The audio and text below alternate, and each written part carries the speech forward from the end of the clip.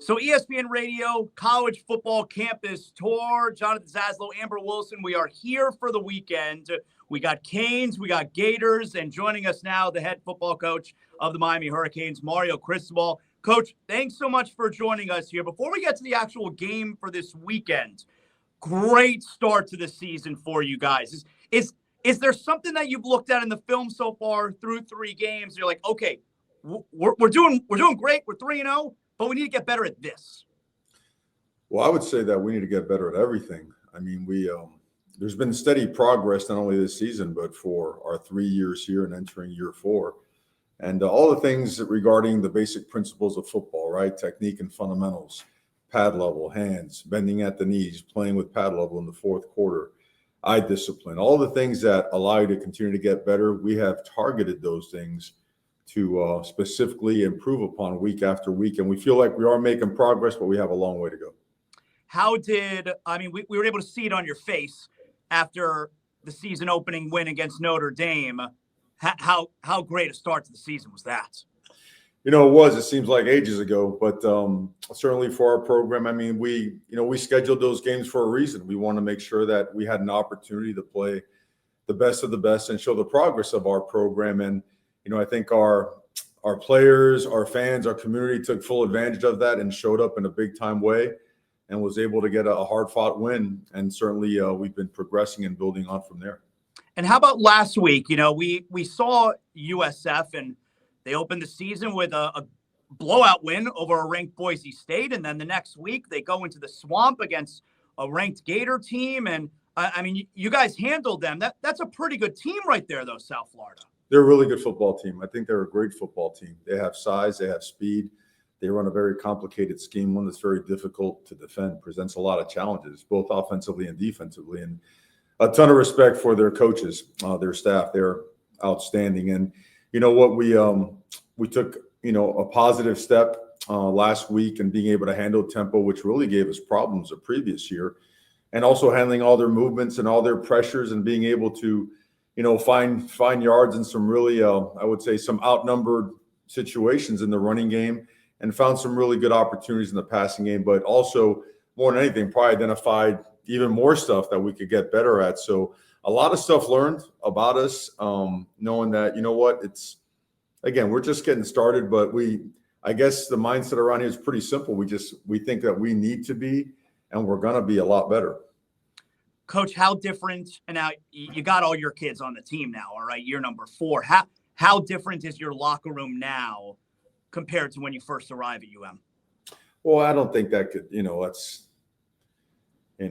don't know where to start. I mean, I think, in this industry, it's kind of crazy. When you get to a place, right, you get to a place because those that were there previously either had tremendous success and moved on, or it didn't work out and they had to move on.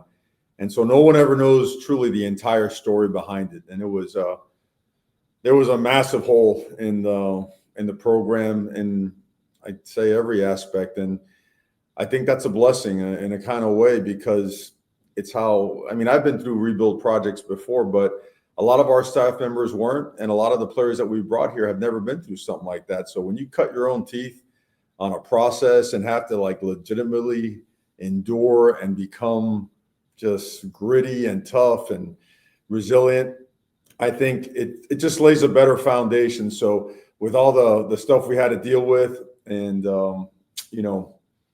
I think in the end, we look back and there's no more looking back. Let's just say that.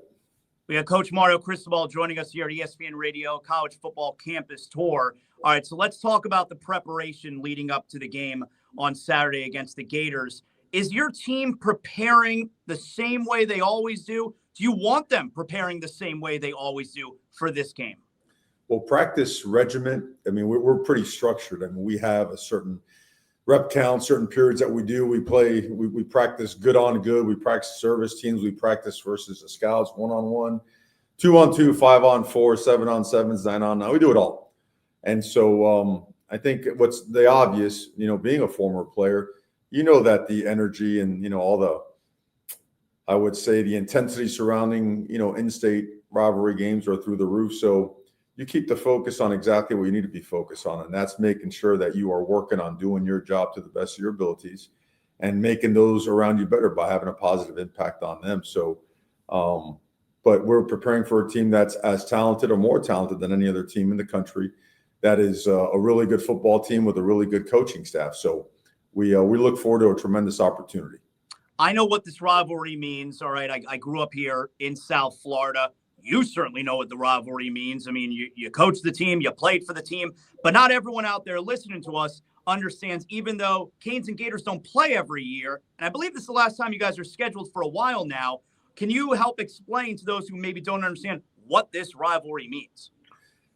It's as intense as any rivalry that the country presents itself. It's I've been through a pretty fair amount of them, right? I had a chance to coach at Alabama and had a chance to coach out at Oregon, and have played and coached at Miami. And I mean, this is right there at the top with all of them, as it should be. You know, a lot of great players that played against each other in high school that know each other since they were, you know, small children, families, alumni, a state with, there's a lot of bad, man, you know what's up. It's a tremendous rivalry. I believe there's a lot of respect on both sides, and a lot of history between both schools. So again, looking forward to an awesome opportunity.